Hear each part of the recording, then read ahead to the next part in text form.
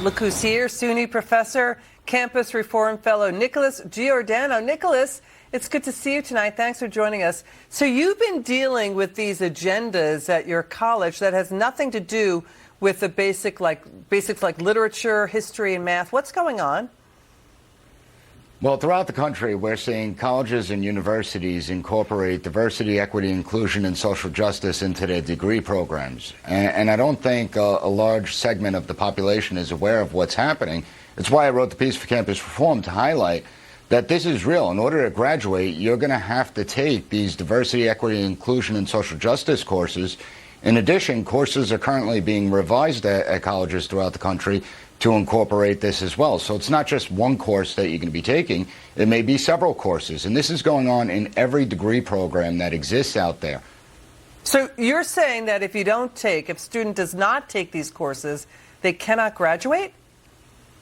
Correct. It's going to be a degree requirement. And the problem that I have with it is that there's no pushback. And when we look at what it's trying to do, if you look at the learning outcomes, it's basically set in stone that equity and inclusion and social justice, it's a political agenda that's being pushed. They're stating that the system is institutionally inherently racist, always has been, always will be.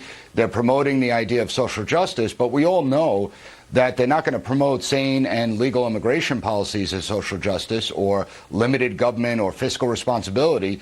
It's about promoting a political agenda as opposed to thinking critically and getting students to think for themselves it's as we prepare them to go into a workplace. It's indoctrination. Well, I think it's moved beyond that into brainwashing. You're saying it's brainwashing. So it's coming through the State University of New York school system, the universities and colleges. And you're seeing it in other states too? Because we've got parents pulling children out of toxic public school systems. You're seeing it elsewhere in other states too? Yes, we're seeing it all throughout the country. And if we look at it, it's not just the college that we have to worry about. We also see it in the K through 12 system, that it's being infused into curriculums throughout that system as well. That's why I say it's moved beyond indoctrination. Now it's just full-out brainwashing. And colleges have to realize that they're facing enrollment declines. The business sector, the employers, are now saying that there's no degree requirements because they see what's going on at colleges. So even if you want to be an architect or a chemist, you have to take these courses or you can't graduate. Okay, parents are afraid for their children. Let's watch HBO's Bill Maher and what's going on. Watch this.